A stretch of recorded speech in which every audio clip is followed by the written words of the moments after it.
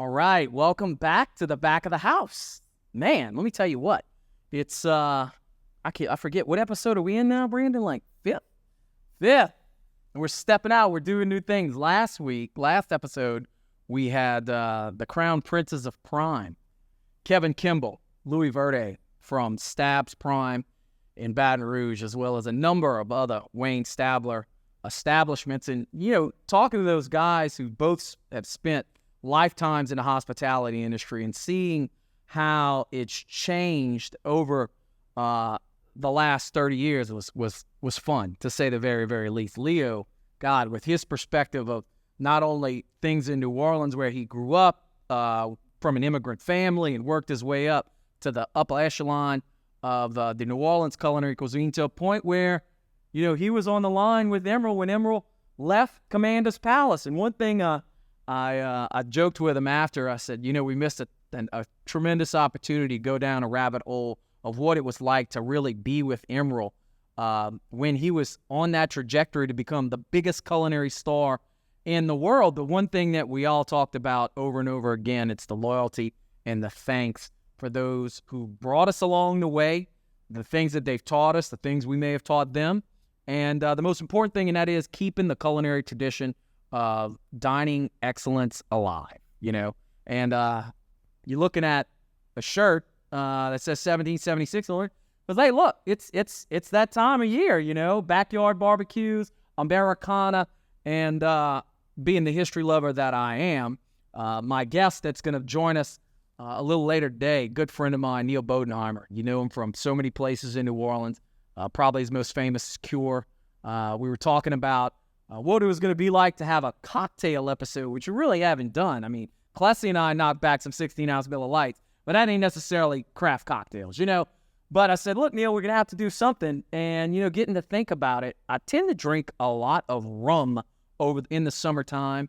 And, this country was founded on the distilling of the spirits. And what better symbolizes Louisiana and New Orleans than a good bit of rum? So I'm looking forward to having Neal on the program a little later to talk some cocktails, what it's like, because I am a barman myself, and that is where I cut my teeth in the industry, and I'm looking forward to doing a deep dive with him on that. But you're talking about 4th of July, you're talking about backyard barbecues, you're talking about all the good stuff. Well, let me tell you about the good stuff that I've had recently. Now, I said when we were going to start this program that the single best bite, it may be a amuse-bouche at a fancy restaurant. It may be a turkey leg from a gas station down the road. Hell, it might be my Aunt Weeta's white beans.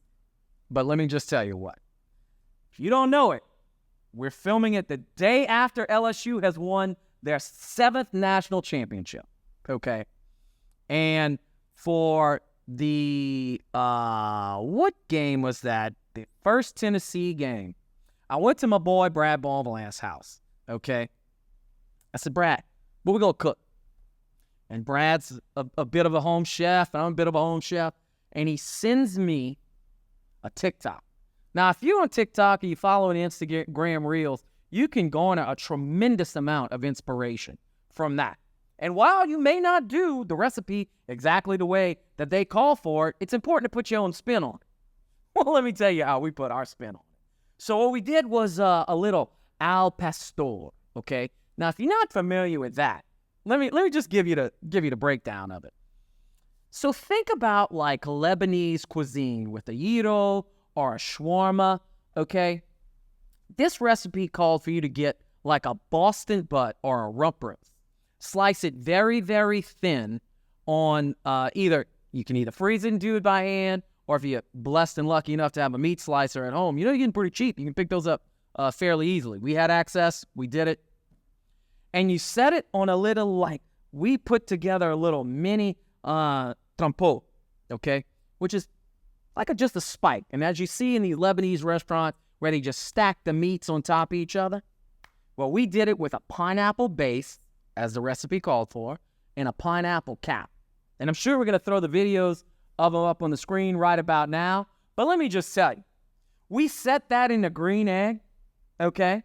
We had spiced it the way they called for it to spice, and we basted it with a little agave, some pineapple juice, some Worcestershire sauce, a little bit of brown sugar.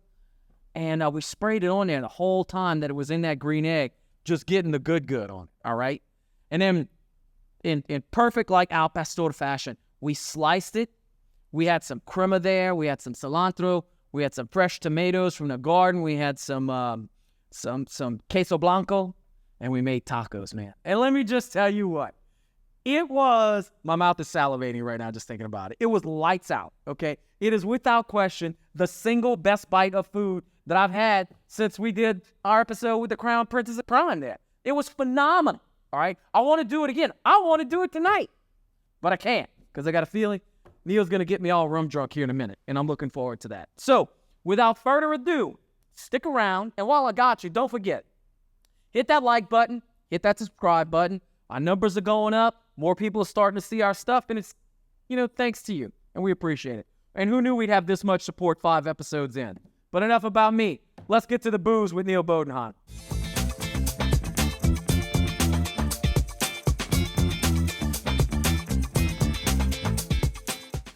All right, welcome back. My boy Neal. How are you, my friend? I'm good. How are you? What was it like driving down the bayou? You said you never been there. It was amazing. I mean, I've been down on the bayou. I've never been right here. It was great. I got a little business done. I made a phone call or two. I mean, I'll get the scenery. Scenery between New Orleans and Thibodeau is, it's a lot of Highway 90. Yeah. Once you hit Bayou Lafourche, man, it becomes scenic. Yeah, A lot of oak trees, a lot of trim boats, things of that nature. Always like it where I can get you city boys out here to the country. I know. I know. I look at it and I'm like, God, I wish I came down here more.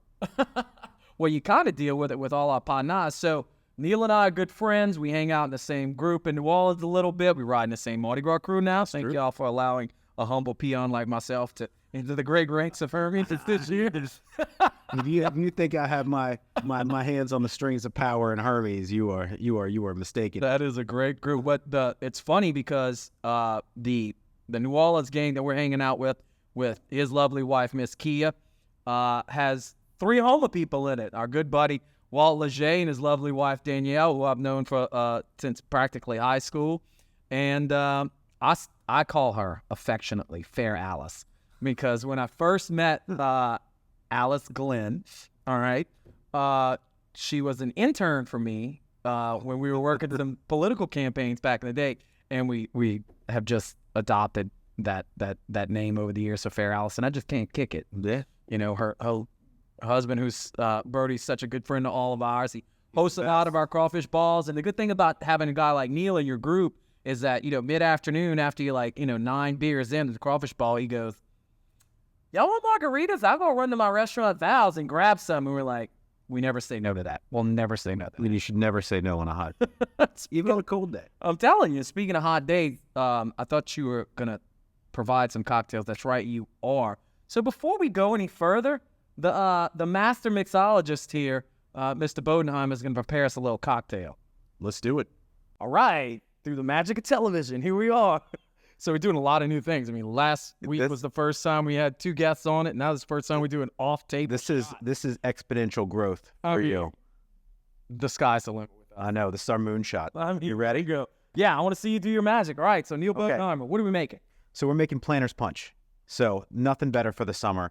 It is, it's so funny. I remember in the very early days of Cure, I had a very famous bartender come in to Cure, and we had all these fancy drinks, and the guy goes, I just want a Planter's Punch. And I was like, shoot, which recipe? And I couldn't figure out which recipe to make this guy.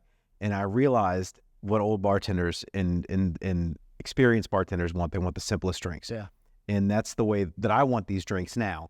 And so the thing I love about this drink is you can make it anywhere, right? You just have to have the right ingredients. So let's go ahead and get into it a little bit. So this one's fun.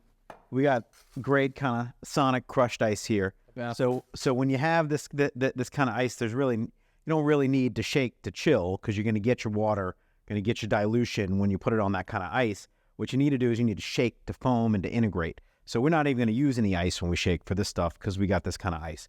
Anyway, Bayou Rum XO, we wanted some Louisiana rum for this. Absolutely. And this is a nice extra aged rum. So we're going to do 2 ounces, right? Make sure it's got a little pop, right? So Put our Bayou rum in. Next, we're going to put in a little dark sugar syrup. You know, we're in sugar country, right? Absolutely. Don't use the refined stuff. Use the real stuff. So this is 2 to 1, 2 parts sugar, 1 part water. Louisiana sugar, straight in. We're going to do a ½ ounce each. So 2 ounces of rum, ½ ounce sugar syrup, right? Then it's just lime. We're going to do it fresh pressed. You're doing this thing at the house, squeeze it by hand. Here, we'll go ahead, just make sure that we're going to make it look nice. You can also strain your rum out, but for the sake of time, obviously you can strain your lime out. For the sake of time, we're just going to just press it right in. And there's nothing better than the fresh pressed juices. I mean, you can try it other ways, but unless you got the fresh press, it ain't going to be the same. And when you press it, you get the oil too, and that really brightens it, just makes it wonderful. All right, so we got this. You want to help me out? I mean, I'll give it a shake. I'll see if we still got it. All right, let's see if we still got it. You ready? Yeah. 1, 2, 3. So we get it nice and aerated, then you can just pop it open, right? That I ain't ever going to lose. No, you got it. You still got it, right? So we're going to take them, just pour it right in here, and then we're going to ice on top. God, these things just the same. You can tell you did this. And so I had a great measurement assistant. And so I like to go ahead and put the ice on top so it lives a little bit. And of course, out of an ice bucket, I'm just making a mess. That's all right. We got this. And so you just give it a little stir. No big deal. And come put a little more ice on top. Make sure it looks good for everybody. And then the most important thing for a planter's punch, Angostura bitters. We keep it in a little dropper just because it's a little easier to know. Put a few little squirts, drops on top. Make sure you get what you need. It smells great too. That's what you want. You want the smell as much as you want the bitters.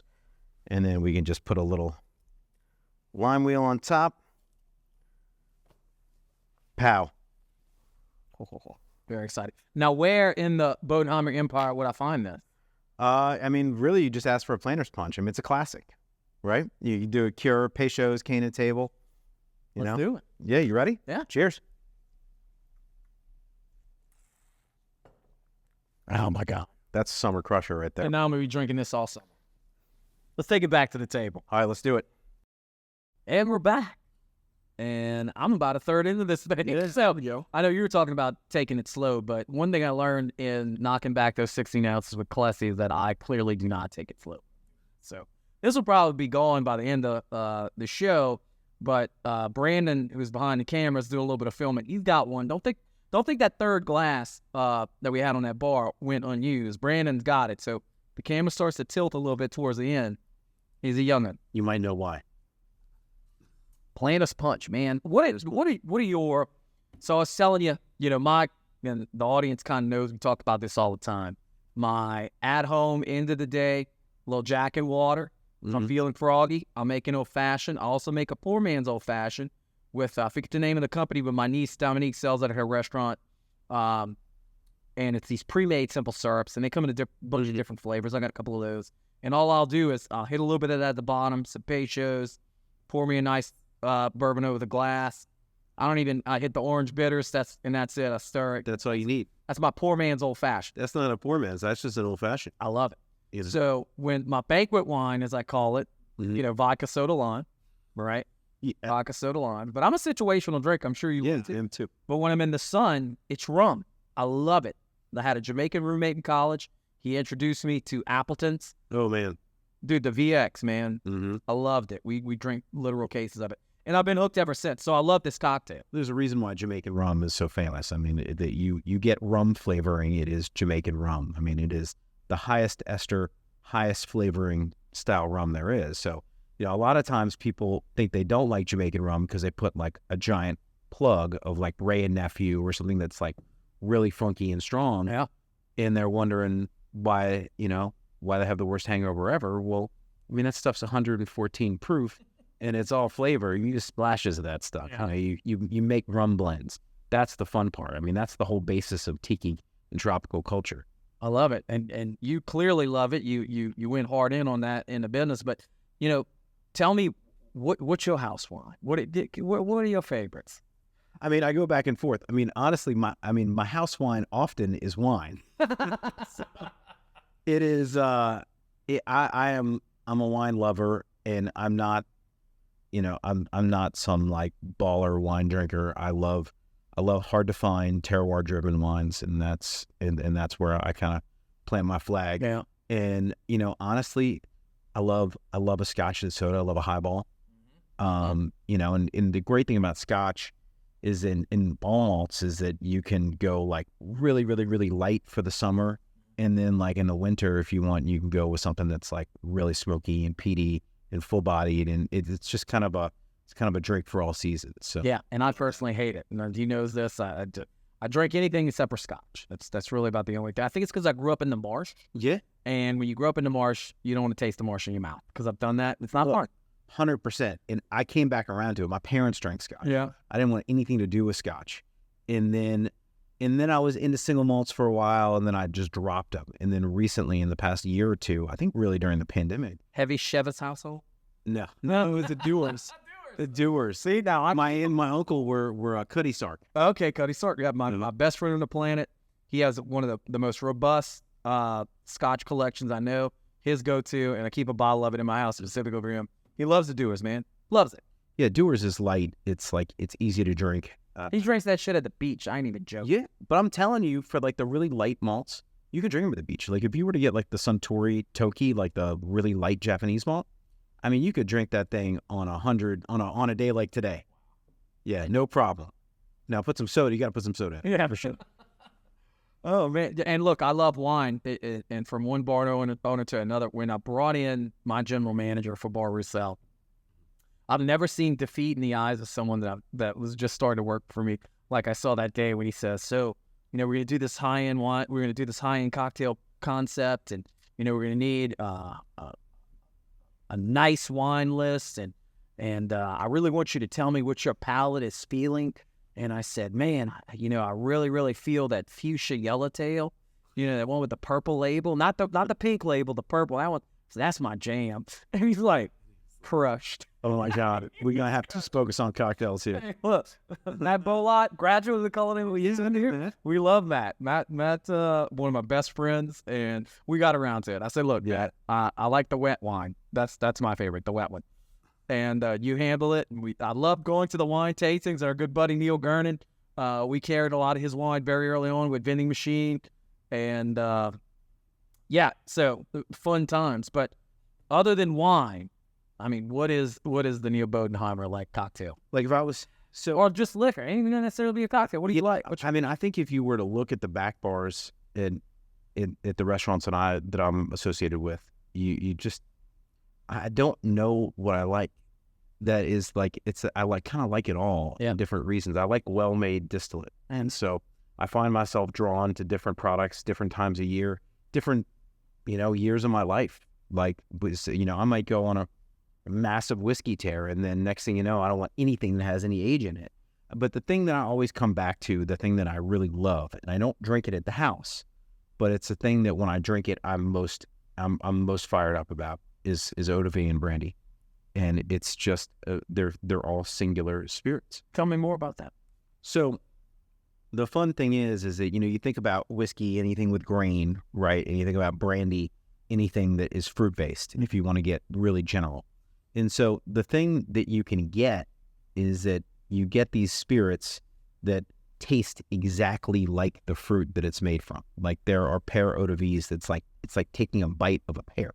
There are raspberry eau de vies where you taste the seed of the raspberry. And it's kind of part preservation, but it's also that you really get to taste a very specific item from where it's from. Yeah. Like a raspberry from Europe couldn't make the trip here, right? But it can make the trip as a spirit. Yeah. You can taste something that is very, terroir driven or just it's something from across the world. So I mean, I know you're one of my more traveled friends. How does one develop a taste for something like that specific? Tell us a little bit more about you. You know, so you're from New Orleans. Where'd you go to school? So It's a big thing with us. It's the same question like we always have. you want Oh, we were like the New Orleans version. New Orleans answer, or you want the everywhere else answer? Well, we'll go to New Orleans first, then we'll go. Okay. So I went to Newman, which is a professional liability in the hospitality business. And You like it when somebody from Newman walks into your bar. yeah, amen. So it's so we don't talk a lot about where I went to school. Hey, look, speaking of Newman, we just literally wrapped up the Manning Pathé Academy last weekend on campus. We love the Manning. We like Newman because of the Mannings. It was great. We were out here with Archie and Peyton and Eli and Cooper. I've worked with them for a number of years to improve the campus, and we just cut the ribbon on last Thursday on an outdoor practice pavilion. State of the art, probably the best in our conference. The Mannings provided the turfs. I helped get the money to build the deal. It was great. It was funny because Archie and I were talking before the deal. I said, "Man, we've come a long way when we were just trying to get the drainage money for the field." That's a whole nother story. We'll go there. But yeah, we love Newman. I'm very lucky to have. I grew up with Peyton was a year older than me, and I mean we went to lower school all the way through together, and you knew Peyton was going to be a star from. Cooper's great. Yeah, absolutely. Cooper. And so, but I played football with Peyton and Cooper, and I would love to say I taught them everything. And Cooper was on that team too. Yeah, absolutely. Lee was on the team. Yeah, there were a bunch of people that were on that team, and we were good, thanks to the Manning brothers. Well, you got a Hall of Fame quarterback at it helped. I mean, it was I'd love to say that I taught them everything they know, but that's just not true. But I mean, look, they've been great, as we all know, great ambassadors for the state of Louisiana, the city of New Orleans, certainly for Newman. Yeah, here at Nicholls State, we had another phenomenal camp that literally just wrapped up on Sunday. So yeah, I'm really excited because Arch is going to my college alma mater. Yeah, what brought about that decision? What, to go to Texas? Yeah. Well, so like any great person in the like any person that has taken their journey into the hospitality industry, I failed out of my first college, and so I went to University of Arizona, and I just scrapped it, and I went to Austin Community College, and then transferred into University of Texas, and it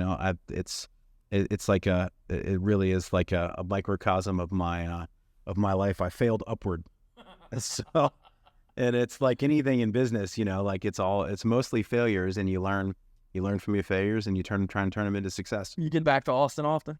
Not as much as I'd like. Their food scene now. Around this time, I was incredible, and I have friends in the Texas legislature and friends with their staff. And I sent a couple of them. I said, "Hey, give me a top 5. I'm going to dinner on Friday night. Probably do some cooking on Saturday. So tell me A, where I should go, and B, where can I get the good food that I want to cook myself." And they gave me some great recommendations. I was so impressed with the options that were available to me. It is. I mean, look, it's as good as any. It's not a small city. I mean, no, I lived there. It was a small city, and then 25 years later, it's a big city. It's a real city, and look, I mean, the cost of doing business there in hospitality is like you're in Los Angeles or New York or any major metropolitan center. In Angeles, all Franklin barbecue. No, it's not, and and there's still places that I love that were there when I was there. Maudie's out by the lake is still one of my favorites. I'll go there every time I go to Austin. But then you got places like Suerte, which I would argue make some of the best Mexican food I've ever had. Wow. And you've got Veracruz breakfast tacos that are incredible. We stayed last time we went to go check out the Commodore Perry. Actually, their GM is from New Orleans, of course, right? Yeah. And it was incredible. I mean, the cocktails, the food, the restaurant. It was. I mean, everything was just as good as any place in the country. Well, we're going to be talking a lot more about Austin as the years go by with them joining the SEC. So they're going to get killed in the SEC. I don't think so. I think that they're gonna. It's gonna improve for them. They're doing hell. They just signed a great running back. Well, they got a commitment for a great running back on the recruit class. But I think it's gonna be good for people who look. The year before the pandemic, when we had the home and home sign with Texas and we played at Texas, the national championship year, it would have been great for them to be able to make the return trip. But unfortunately, the pandemic happened. But the number of people that went to Austin, just going, this is a great town. We want to go see it.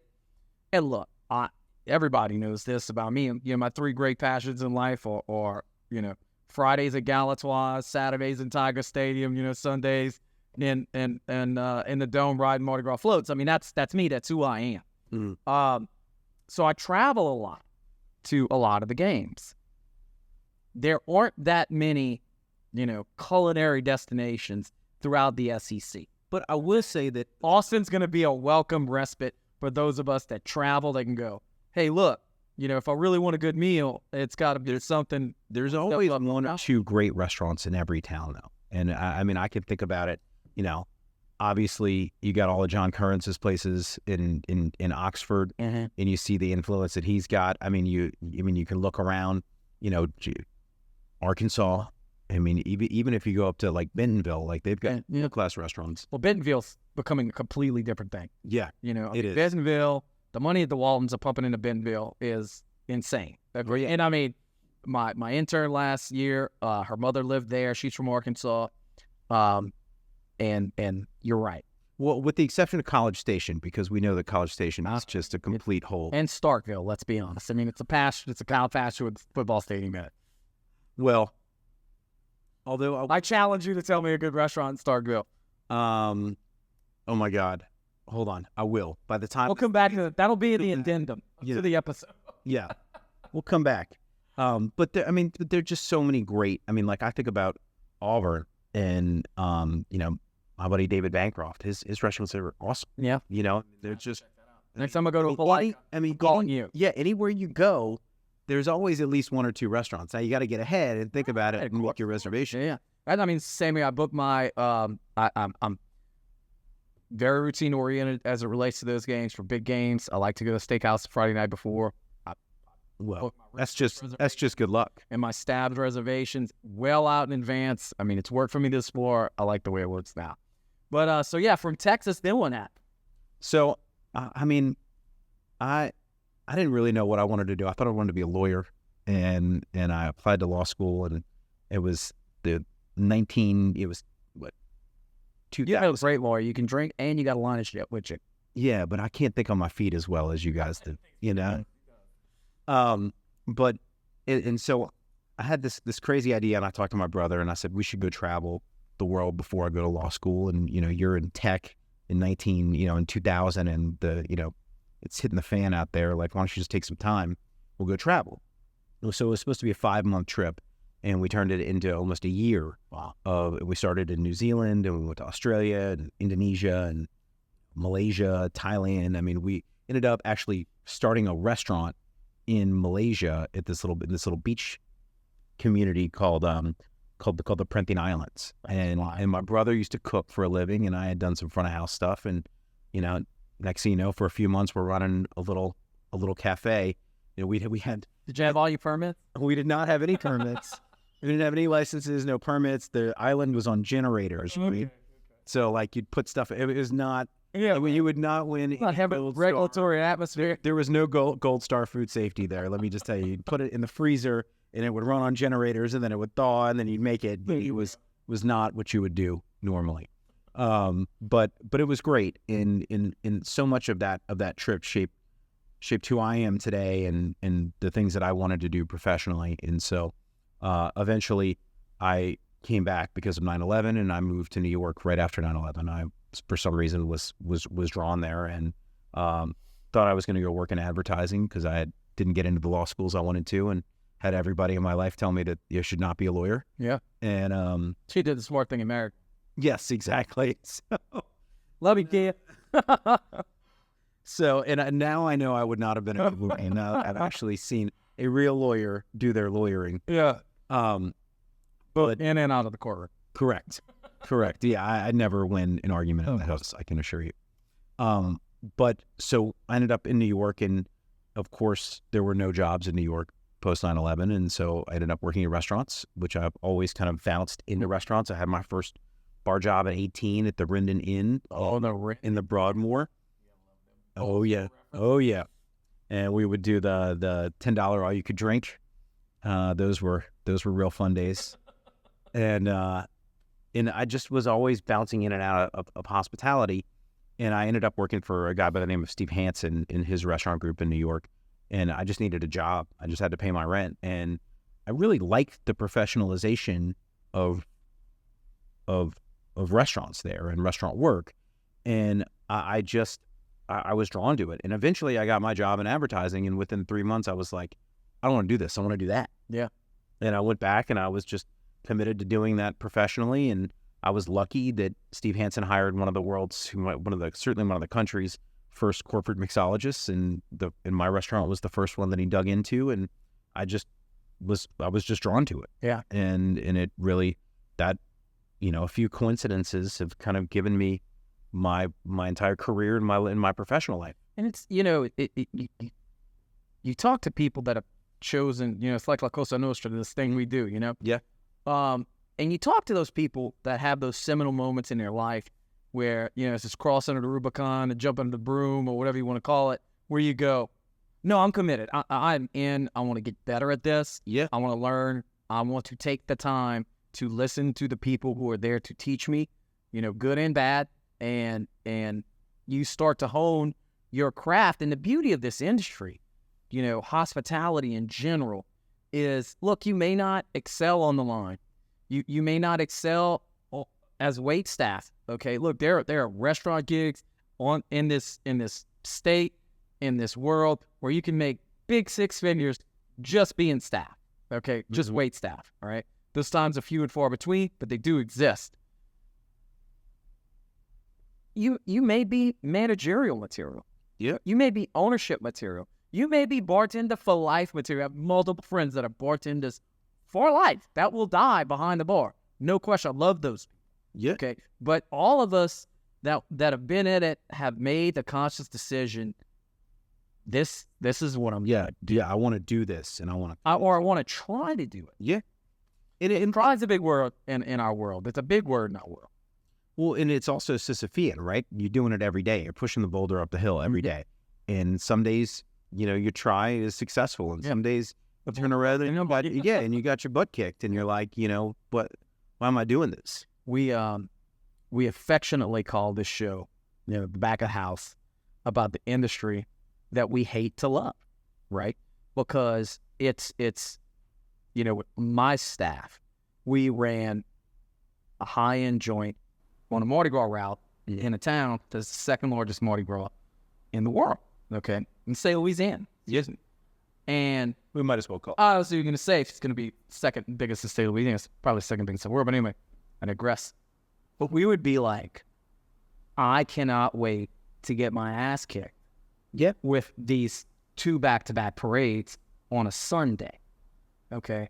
Well, after knowing that they just worked the shift probably the night before or the night before that, right? And it's your glutton for the punishment.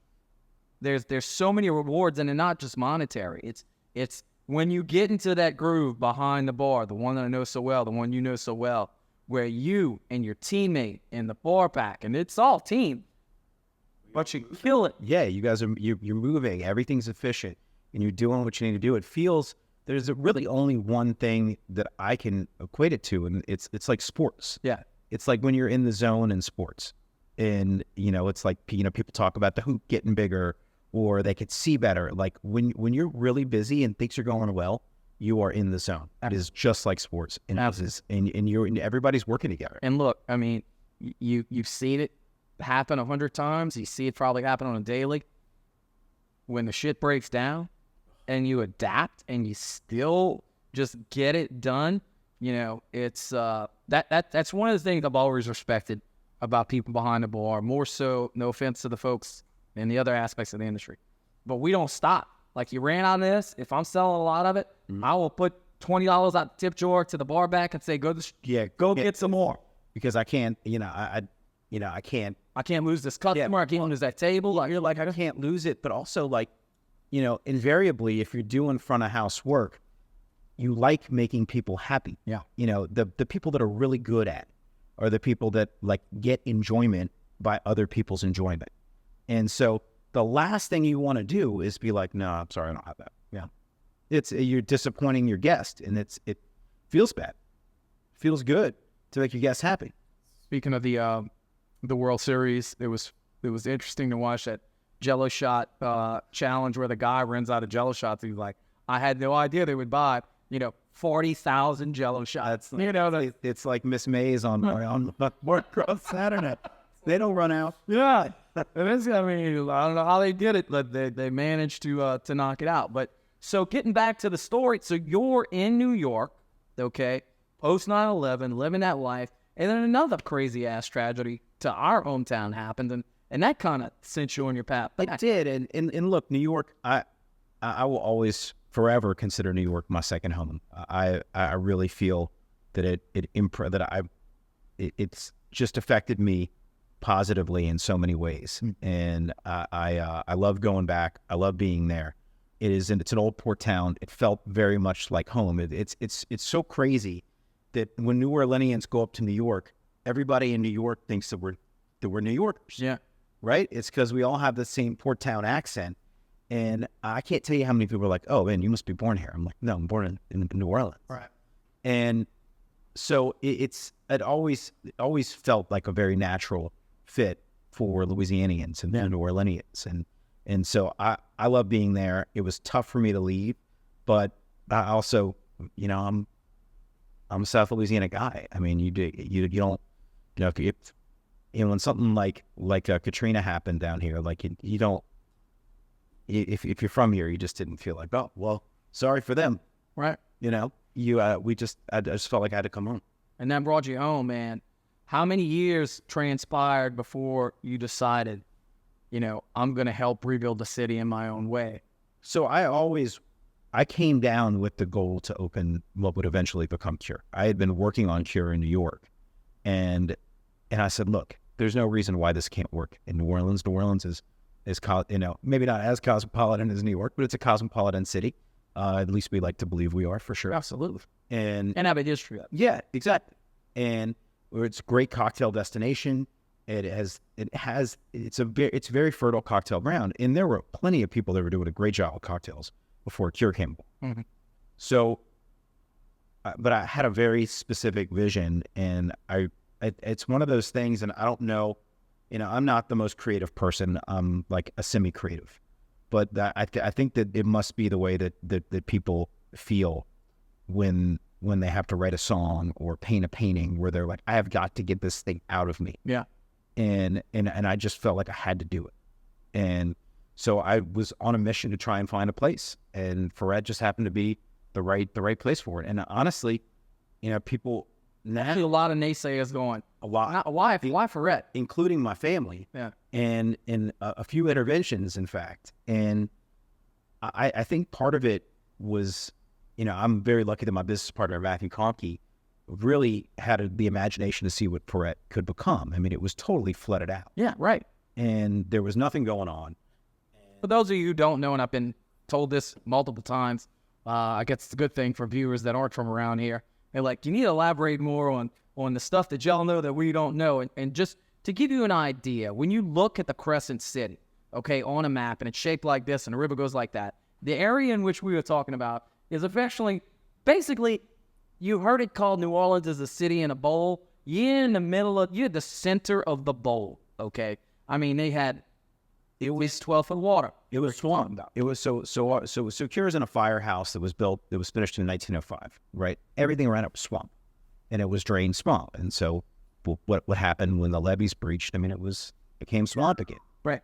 And it was, I didn't have the imagination to see it. Matthew really did. And I was just desperate to do this bar.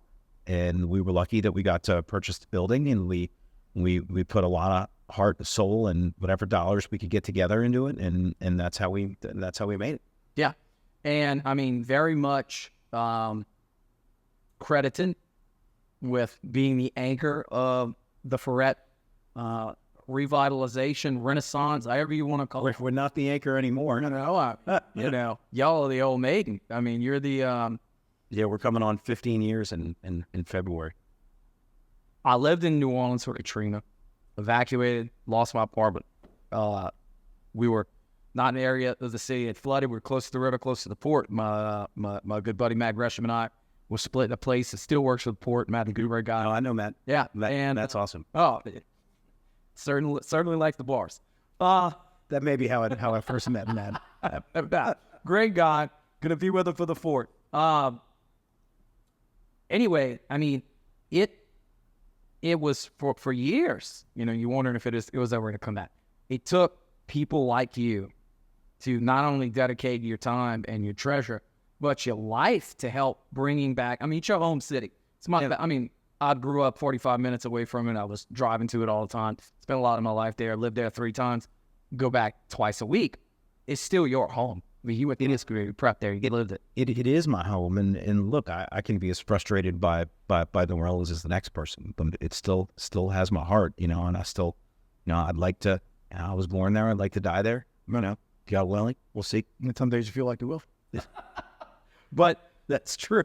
Pure, man. I mean, it's become such a part of the New Orleans lexicon. I mean, y'all are now a legendary place. I can't envision a world where you guys don't succeed. You know, there's always. I mean, I could envision it in about 2020 and about March 2020. I was wondering. I could imagine. But, you know, we've talked at length about the challenges of the pandemic in the early parts of the show. I know, you know, I joke about the Bodenheimer empire. You've got Cure, you've got Cane and Table, you got Valve, you got Patio still, you've got some interest in Dauphine. We're gonna get to all that stuff, but I want to stay on Cure for a minute. All right, well, Cure's my baby. I mean, your baby. It's become such an iconic location, and the kudos that you guys have received. I mean, run us through some of your accolades that you got nominated for, that you won. Well, you know, I try and. Now's not time to be humble, Neal. Well, but you got to, okay. I'm going to tie this back to one of your loves. Okay? So one of the things that we like to say when something big happens to us is a Sean Paytonism that came from Bill Parcells, which is don't eat the cheese, right? And it's true because I mean, like, these things are great. And they're great for the team. Like, they're really good for everybody's pride. But they also, some of them create problems. Like the James Beard Award created some problems for us. We had to change our business. But how so? Go into some detail on that. So, Cure's a neighborhood bar, and it was very casual. And what happened is the expectations went beyond really what we were as a neighborhood bar, and people were getting in cars and coming up to see us, and they were expecting James Beard quality, which I don't really know what James Beard quality is, but it was as a much higher ideal in a neighborhood bar in a small. And again, for those that don't know, tell them, give the spiel. Tell them about the James Beard. So we won the James Beard Award in 2018 for outstanding bar program in the country. That is not a small thing. He's such a humble man. That is not a small thing. When you win anything for the whole country, as, you know, was once said, that's a big friggin' deal. Except they didn't say friggin', mama. It was a big deal for us. And it was a big deal because, I mean, when we started, I mean, they didn't have a James Beard Award for bars. Like, they didn't even exist. It was never a goal of ours, right? So we just wanted to not go out of business. Yeah. I mean, you know that as a bar owner, like, you know, and in the early days of Cure, like, I put up my own personal bar collection because we didn't have any money. Yeah. And I was like, maybe if we sell this, we can pay our mortgage. Yeah. No. So it just wasn't a goal. But look, I mean, that's such a blessing to own the building that you're in, too. It is. As you know, and as you've known other people who did not own the space in which they're. It is. I mean, look, and we couldn't have done any of the other things that we did had it not been for the equity that we that we accumulated in the building. And so it really was critical, and it was a lot slower. But then sometimes you also have to ask yourself, like, are you in the hospitality business or you're in the real estate business? Yeah, right. And look, real estate's great, but like, I don't know anything about real estate. I know about bars and restaurants. Yeah. So, but I am very glad that we bought the building. So you win this huge award. It changes things in a good way, not in a good way. So next thing you know, we're like 2x busy. We don't have the systems for it. People are coming in, they're pissed off because the wheels are coming off every night, right? Everybody's doing the best job they can, but we're looking at it and we're like, this just doesn't work. You're trying to do volume. Well, you're almost forced to try to do volume in a bar that is not it takes a minute for some of your cocktails. Yeah. And so we were doing volume because we were doing it. We never thought that people would deal with reservations or lines or anything like that at a bar. So we would, if we got like super packed, we would close down the door. But ultimately, we had to make it more measured. Part of it was the James Beard Award. Part of it was also the pandemic. But we have a much more metered service today than we had, even a few years ago. And a lot of it is just that, we had to figure out a way to spread our demand because everybody wanted to come through at the same time, and we just couldn't do it. We can't make drinks that fast. Yeah. No one can. And I don't care if you're doing highballs or if you're doing, 10-step cocktails. Yeah. There's only so fast you can put them out. And we just felt like we weren't making anybody happy, much less ourselves. So we had to change it. And, we talk about your other places, and I want to touch on each one of them for a little bit. Right across the street, you've got Val's. Yeah, Val's has been fine. Val's almost broke us. Let me tell you. Tell me more. So Val's. So first of all, for those the uninitiated, what is Val's? So Val's is a Mexican restaurant. A significant portion of it is outdoor dining. Yeah. Which was it's pretty much in an old gas station. It's in an old gas station that we looked at. It was in Austin. It is, and it's very Los Angeles. Now, I would never ever recommend anybody do anything in an old gas station, an old dry cleaner, or anything that had X-rays. Like there are much more difficult deals. Yeah. There's just anytime you're dealing with the DEQ, it is not a good idea. Yeah. So it took us a long time, and there were a lot of challenges, and look, we were significantly over budget on it, and then we were supposed to open in April of 2020, and we had to go find money to finish it, and when everything was closed down, and I didn't think we were going to do it. I thought we were going to lose everything, and it ends up that we opened, and we had planned before anybody knew that outdoor dining was going to be a huge driver because of the pandemic. Right. We had a lot of outdoor space, so we just did outdoor service, and it was by sheer accident. It was the only place that felt like a normal restaurant because you actually had enough people that it felt busy and bustling, but it was all outdoors and spaced. Right. So it was safe. Yeah. And it really was a huge part of our success there. And the margs are great. The margs are great. The food's great. Food is great. Chef Alfredo does an amazing job with the food. Turk Dietrich, who's my partner there as well, does an amazing job with the drinks and the whole team there. I mean, and right across the street. Yeah, right across the street. Kia's got her law firm right there, and yeah, Kia's above Cure. And Cure's, it's very chummy. They're gonna own the whole block in a minute. Ooh. It's really nice when you and your friend are having a cocktail and you send them a text. Hey, look, I need a run. We need to catch up at some point. I'm over at Val's. It just reminded me that I need you to sign a book that I'm giving to somebody for Christmas. Walks across the street, brings me a hat, signs the book, goes back to work. I'm like, this is great. This is great. The other great thing about Val's being so close to where we all hang out and everybody's houses and whatnot is, like I said, those crawfish balls. When you get towards the end, the beer's getting a little stale. Man, we'll run to Val's, get fresh gallons of margs. You really cannot beat that. Get you a friend like that. Anyway, so you've got Cane and Table. Tell us a little bit about that one. And So Cane and Table is all tropical, right?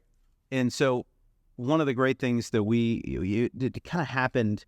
It was very, very, very strange situation. I had a friend that owned a bar. Ends up it had a restaurant license, but he rented his bar, and he was looking to sell, and we were kind of looking around, not very seriously, and he said, "Do you want to buy the bar?" And so, This was your second. yeah, Right? it was our third because we had a hotel contract at the Hotel Modern at Lee Circle, and we did an entire low proof bar called Belloc. That's right. It was really fun, and it was way ahead of its time, and I loved it, but I did not love where we were and how we were doing it. And so when the hotel sold, we walked away from it. So third venture. So it was our third venture, and it was I was right on the heels of Belloc, and it just kind of happened. It kind of fell in our lap, and we said, let's do it. And it was all about the influences on New Orleans that kind of from the south up. So we looked at Cuba, we looked at Puerto Rico, Mexico a little bit, all of the islands. We were just like, thinking about everything that, we talk so much about what influences this region from across the Atlantic, but there's so much on this side of the Atlantic that has filtered up through the port. And that one's been really fun. And, as I said, it was a restaurant license, and we decided in the early days, we ran it like a bar with a small restaurant, and now we run it as a restaurant. And they do an amazing job. Alfredo, once again, is the chef partner there. And then Mike Hampton is the executive chef, and they're both, incredible. Great outdoor seating. Yeah, I mean, look, you couldn't. It's like out of central casting. Yeah, it really. I mean, the building was built by the Ursuline nuns. I mean, it is like one of the older buildings in the quarter, and it feels like it. Yeah. For good or for bad, it's like a movie set. Sometimes we're just trying to keep it together.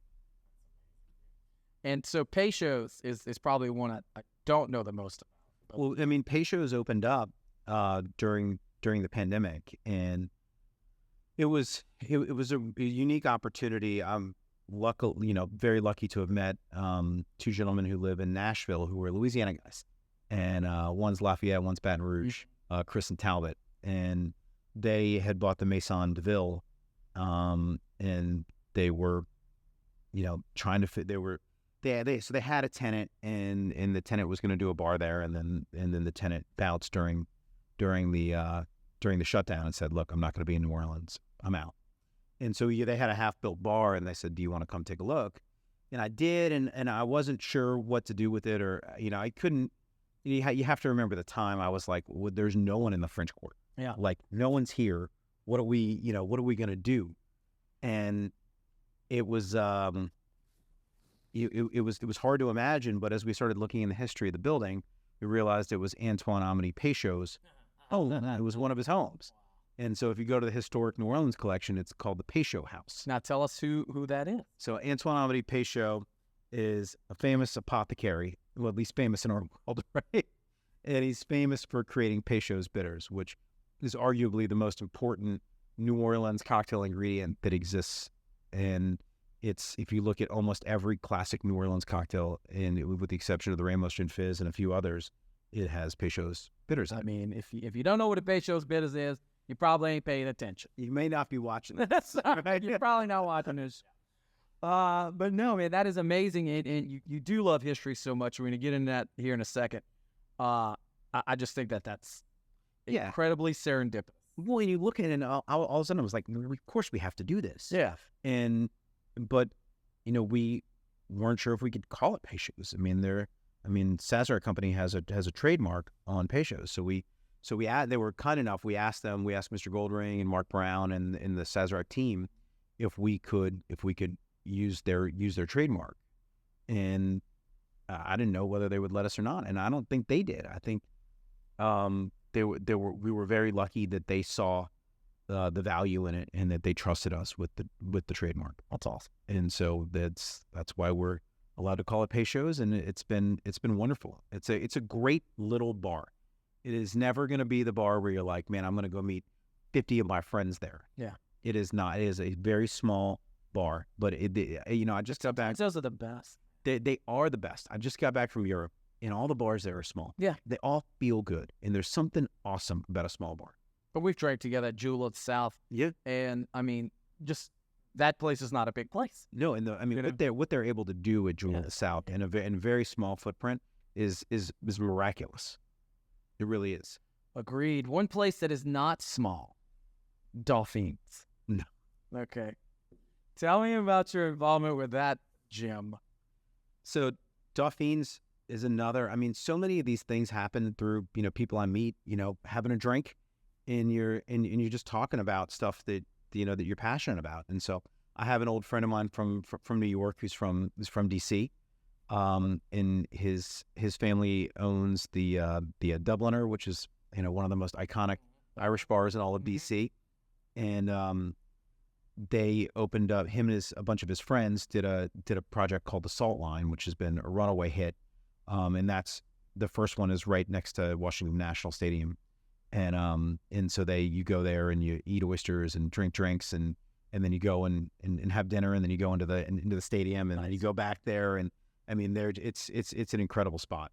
And then they've since grown to Boston, Virginia with the Salt Line, and very soon Bethesda, Maryland, and they wanted to try a different concept around seafood, and they all love New Orleans, and they were down here. We were sitting at Brightson's. We were talking about Frank earlier offline.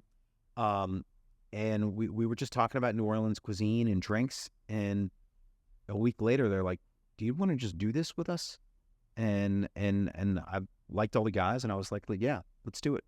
And so it was really not very well thought out on the front end, but it's been a wonderful partnership, and I love getting to go up there, and I'm really proud of the work that we do at the restaurant. And it's making it. Oh, it's making it. Let me tell you what. Dolphins, number one, people don't think of DC as being a culinary town. It but is. Major League is. It is.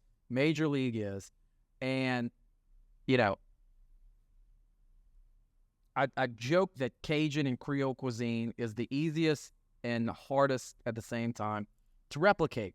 But because people can confuse, spicy with seasoned, and to the uninitiated or a non, sophisticated palate, you can make some red beans, you can throw some hot sauce on the top, and everybody thinks it's delicious.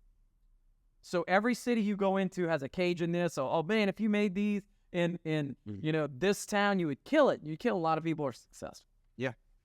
But when we go and we try it, we're like, this. Yeah, you're like, this sucks. Town.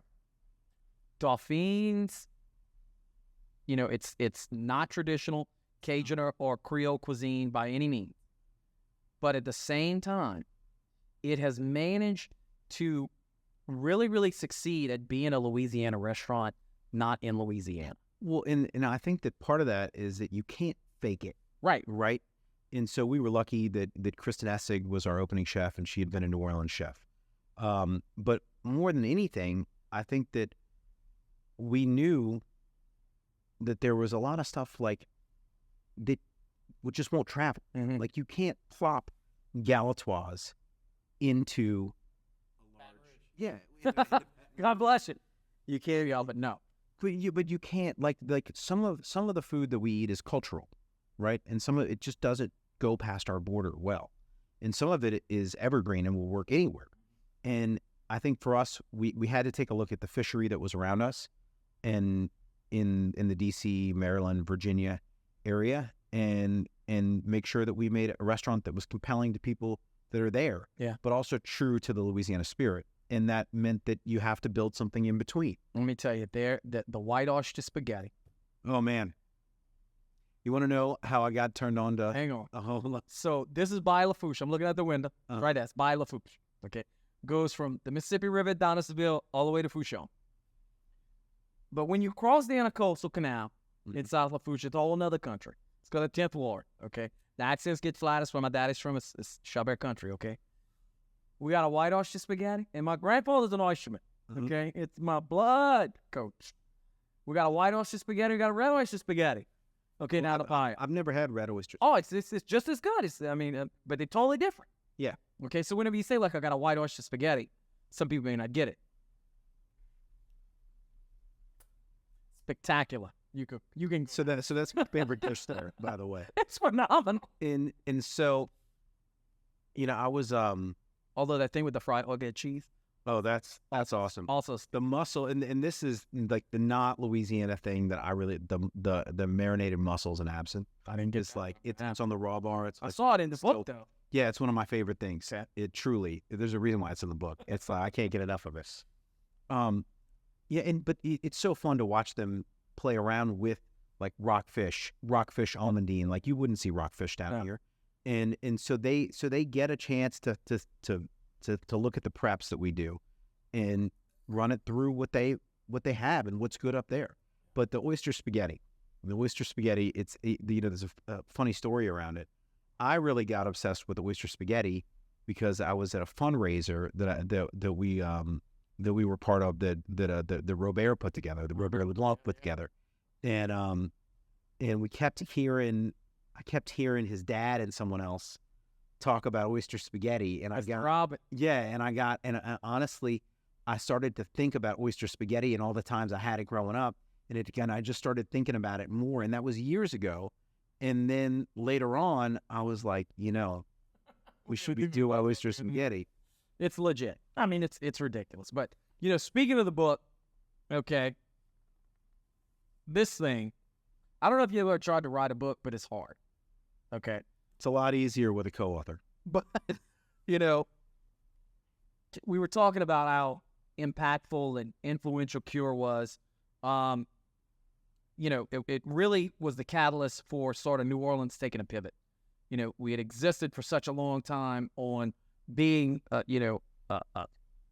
faux version of what the past was, port city. Mm-hmm. We talked about how New Orleans was a major metropolitan hub. It was like a third largest city in the country right before the Civil War. I mean, big place. Had everything. And then we've kind of rode that for a long time. And through some ebbs and flows, we've managed to repackage a lot of the old stuff and make it new. What you guys did was new, all right? And you kind of changed the way New Orleans thinks of itself from a culinary and hospitality standpoint. But what you do in the book, okay, in my opinion, is you take a lot of those finer points of the past. You don't shy away from the controversial stuff, which I also like. Okay, you confront it, you talk about it, big fan of that. But then you say, hey, look, we got all this great stuff. There's a tourist version, there's a local version, then there's your version, but there's also going to be a new version. And that new version started with the post-Katrina life. It did. Started with the reconstruction of the city, and it's kind of carried on. People around the world, the pandemic in many ways helped show people that life outside of these mega cities like New York and Chicago and in some ways Houston, you could be a tech wannabe millionaire, but if you're paying $700,000 a year between taxes and your mortgage, you really ain't making that much money. That's right. And as you can do the same job in a city like New Orleans, and your money goes a lot longer. It's a high quality of life if we get some of the stuff that we need to get handled as a city handled. 100%. But they also want things like this that were places like Cure that existed in other cities but didn't necessarily exist in New Orleans. Correct. And we're starting to pivot and go more into that sort of modern kind of, we're still New Orleans, but this is our version of it. Well, and look, food and beverage and culture, it's all jazz, right? It's like you pick and you choose and you make your own thing, and that's what is so beautiful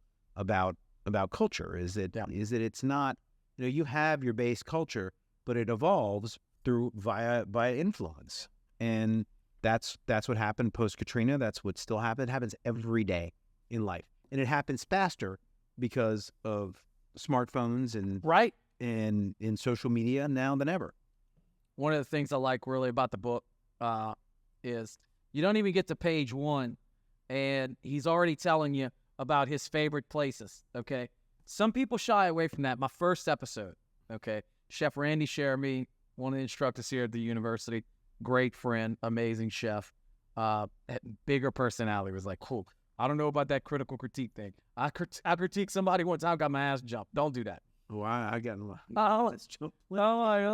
that's great. But we're gonna have an opinion on this show. I love that you give a shout out to your favorite bars and your favorite restaurants and, some of your old line places. We were talking about Frank Brightston. But there are lots of places that didn't make the book that I love too. No question, and no slide about them. But it's more about the ones that did. Yeah. I mean, that to me is, yes. And I went through it, and I'm like, I already knew we had a lot in common.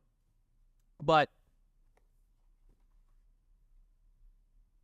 Bartonese, Yeah, I love Bartonique. I hadn't been there in a long time. Neither have I. But it's there. It's there. It's solid. It's a staple. Yeah. Reminds me a lot of Cure in many, many ways. The restaurant. Yeah, I was there. I was part of their team when they opened. You've got a great mix of old school, some new school. Turkey and the Wolf, what they're doing with the basics, it's stupid. Pesh. Brightson. I always give Frank a shout out just for we're always going to be. He's the best guy too. What he did here for so long, we're forever. Love his restaurant. Me too. I mean, I like that he stayed so centered, and this is what I want to do. This is what I'm going to do. This, by the way, and this was all I need to do. And I'm going to do it better than anybody else. 100%. Yeah, and Frank is a gem of a guy, and his whole family. Yeah, amazing. But more than anything, Frank really is he's the keeper of the flame for New Orleans cooking. That's right. He really is. And if you haven't, if you listen to this show, which I hope you do, and you haven't been to Brightson's, you've got to. Yeah, absolutely need to go. Yeah, and you need to try, okay? Because it's not someplace you can walk to. You're gonna have to get there, make a res. It's awesome. Another thing, you talked about your love of the chart room. More importantly, you talked about your time at Backa. Listen, we often on this show talk about places that I'm going ain't there no more. I friggin' loved Backa. I think for a year existed on the Creole gumbo and their Brett. Yeah. And that's what I would have for a staff meal every day. Freaking loved Backa. When I moved to the city first time in 2002, I went for the first time with Senator Landrieu, and we had a function there, and just from that moment on, until they closed. Yeah. All right. I told Ralph. I saw Ralph. I see Ralph here and there now, but I told him, and I remember it. He was Ralph Brennan. Ralph Brennan, who owned Backa. I was a host. I was 18 years old. I just failed out of college, right? And I got my first job when I failed out of college on a beer truck as a helper, making $5.50 an hour and doing. Is that how you ran into Bolot? No. He didn't want any part of the job I was doing. And I remember a friend of mine was like, his cousin was a manager at Backa. And I was like, "Do you have any friends that want to be hosts?" And I was like, "Yeah, I'll do anything besides this." Yeah. Right. And I just loved being in a restaurant, and I loved the work. And I told Ralph that, I was really grateful for the basics that they taught me at Backa that made me want to come in and out of the restaurant business for so long. And I have very, very, very fond memories. And I have even fonder memories of going to the chart room after the shift. Right around the corner. Except literally that I burnt myself on flaming chartreuse. You got to tell that story. It's in the book, but you got to tell the story. Yeah, it was, everybody that worked there. I was like a kid. I was a baby compared to everybody that worked there. And so you're showing off is what you're saying. Yeah, well, of course. And you light it on fire, and I had my lighter, and I went to take the shot, and the lighter was so hot that I burnt my chin. It was terrible. It was a terrible story, and I was very, very embarrassing to go in with a burnt chin the next day. Well, my first bartending gig was in my brother's truck stop, and in the bar, we had video poker machine, which was stupid. Mm-hmm. Okay. Particularly when we ran it like a real bar, not like a video poker ball. This is the Wild West. It's newly legal. Everybody's there. Like, we had karaoke, we had card tournaments, we did it all. It was nuts. And the bartenders would make bank. We'd make friggin' bank. Okay, we weren't giving away drinks because they played the poker machine. This was a bar that had video poker in it, and it was awesome. And we would get those parties going, and people would get drunk, man, and they would want to do some stilly shots. And we did a line of Flaming Dot came up one time. And just one little hit knocked over about 2 shots. All the rum was on the bar, in the video poker machines, and on fire. It was, oh my God. Okay, it was nuts. But I digress. But, speaking of all that stuff, the best part of us being able to do this show right now is your enterprise of Tales of the Cocktails coming up. So, and it's certain. Tell us all, first of all, because look, you can be in the restaurant, you could be a foodie, you can do all that shit. You may not know what Tales of the Cocktail is. If you don't know what it is, you really need to. I mean, it's just exclusively industry facing. Yeah. At this point, and in that it wasn't always like that, and we didn't. I didn't found it. I didn't. Ann Tunerman found it, and she did an incredible job and built an incredible thing, and then we purchased it from her, and we have since turned it into a foundation, and basically its only job is to support the spirits industry. So walk us educate, advance, and support the global spirits industry. So walk us through the event. Tell us a little bit. So it's a week in July. It'll be the last week of July this year. It's always either the third or the fourth week of July. It's when a lot of people over here that are watching this are going to be at the Grand Outdoor Open Rodeo. Correct, right? But what makes it incredible is that it is the world's most important spirits festival, conference, awards. I mean, this is everything that happens in one of the sleepiest times in New Orleans, when it is hot, sticky, no one's coming, is what ends up filtering out into the world for the rest of the year. It's just incredible. Everything beverage and cocktail related that is important. It all happens here. Oh God, I have to take a look. It's the fourth week of very last week. Someone on the Tales team, when they see this, is going to kill me for saying that. But let's see, the 23rd, I think, is the first event. There you go. Well, look, man. I asked you this when we were offline. We were starting to prep the bar out a minute ago. I appreciate you being here. We talked about you been on for a while. Love the book. I want to know, though, what does it take to win Outstanding Bar Program?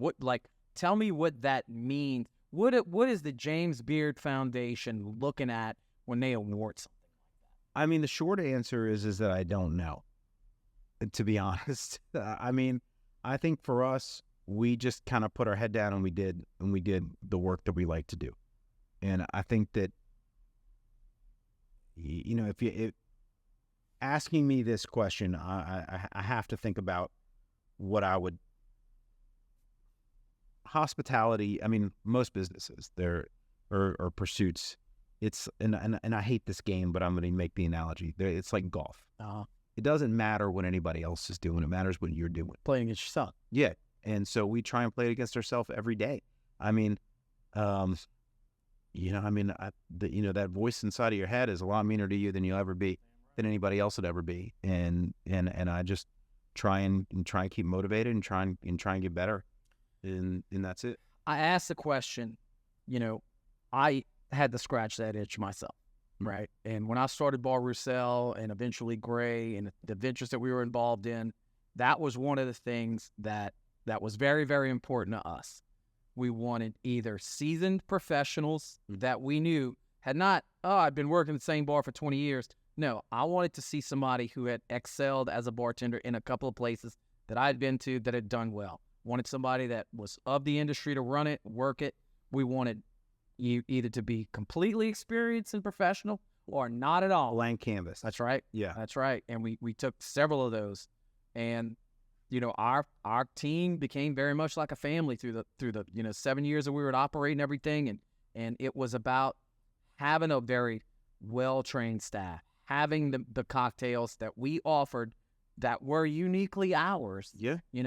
To the point and consistent and every single time. And I think about the work that we had to put in to do that, and it being nowhere near the caliber of even being considered for something like a James Beard Award. So my friend, You are humble. You're one of the most humble, fucking successful people I've ever met in my life. But that is something that you guys need to be proud of. And I know you are. Look, we're very proud, but like, you know, I mean, ultimately, it's not why we got into it. Yeah, of course not. And look, all the, you know, I'm not gonna lie, it's great. It's great to get acknowledged for your work, right? But like, ultimately, you know, like Cure just got 50 best bars in North America, and I was so happy, as happy as I've been for anything, because we spent the past year talking about Cure Past, right? And talking about all the things we've done because we put it in a book, right? And so I was very happy, maybe as happy as for any award that we've ever won, for the team, because the team that is there right now gets to be like, hey, the past is great, but it matters what we're doing right now. No doubt. And like, and for what we do, present matters, right? And you gotta have a team that's willing to go now and that wants to push now, because if they're just looking back all the time, like, what's keeping them going? Yeah. And look, that's so important because probably more so than any other industry in hospitality or any other sector or space in hospitality, bars have the turnover. I mean, they just turn people over. And, you know, what sucks is that that little unit that you have where you can have a pillar or a couple of pillars of bartenders that are your workhorses and there, they become legendary, they develop their customer base, people go back to see them, you know, and then when they go, you got to replace them or somebody moves up, and it's evolving and it's ever changing. So when you say it makes sense about, you know, Cure Pass and that staff who you love and you respect and all that stuff. But this is it's totally different Cure, even though it's a completely the same Cure. But it is, and it's like very exciting for me because, you know, the past is the past. But I love looking forward, and I love seeing what we're going to do, and I'm very excited. You know, I once had a boss that said everybody's replaceable, and I hated it. Yeah, and it drove me crazy because I was like, well, I don't feel replaceable, right? And what I realized is that positions are replaceable, but people are not. And everybody that works in a position has a unique skill set that is unique to them. And when they go, no one will have that same package of skills ever again. Yeah. But the exciting part about that is that the person that comes in next is going to have a totally different skill set. And where you're going to go as a business, as a bar, as a restaurant, or whatever you're working on, you're going to go in a different direction. And it's going to be exciting and new and different. Well, man, I'm excited to see what the next venture of CureCo is going to look like. And I can't wait to be there for the opening night party. Neal, my friend, thank you. We appreciate it. It's been a great show. Thank you. All right, y'all. So we're going to come back shortly. You know, we talked a lot about oysters, and I'm going to tell you about one of my favorite places to get them in the city and how they knock it out of the park on a consistent basis. And it would be the critique, but I didn't tell you how they didn't knock it out the park this one time. So we'll see you in a second. All right, so I have to tell you the only thing really better than one Planter's Punch is two Planter's Punch. And I can't thank my buddy Neal for coming out and doing such a great show. Check out his book, Cure, New Orleans Cocktails and How to Make Them. If you haven't yet, you really need to get it. Christmas gift for some of y'all. It's really going to be the quintessential New Orleans cocktail book for years to come, and hopefully for hundreds of years, because he did such a great job of weaving a story, talking about the bars and the restaurants and the food, and he and I talked about a couple of them. And one of the places that I really like to go get oysters at in New Orleans is Seaworthy. It's right around the corner from my old office. It's right near the condo we use. And, you know, they hit it out the park all the time. It's a quaint little place right next to the Ace Hotel. And, you know, down to the crackers, it's kind of unique. They got oysters from the Gulf. They get them from Alabama. They got ceviche. They got all these things. Their French fries are spectacular. But I tell you, I was there a couple of weeks ago, and we got the stone crab claws. And they weren't just not good. They were terrible. They were terrible. And it brought me to this point where I'm like, when you're excelling at so many things, they've got some blue crab on the menu. That's spectacular. It's there. It's local. It's great. We got a whole lot of king crab claws around here, all right? Why you want to put that on the menu, and if you're going to put it, why aren't you going to make that thing something that you excel at? So Seaworthy, that might be one you want to discard. You're doing a great job every other way. But check out Seaworthy nonetheless. The bar staff is great. There are a lot of local folks that are working there. The venue is amazing. I love it. I ain't stopping going back. But I told them that the crab claws sucked, and they did. So just remember, if you can't do something great, you might not do it. Might not want to do it. Might not want to do it. But one thing that we're doing great here is enjoying our guests and enjoying some of the stories that we talk about as it relates to this industry. We hate to love, but we do. And Neal's one of my guys, good friend, and a bar guy like I am. So we hope that you subscribe, you hit that like button, you come back to see us. We've got a few more guests before we round out this season, and we hope you keep coming back. If you haven't checked out some of the other episodes, we invite you to go do that now.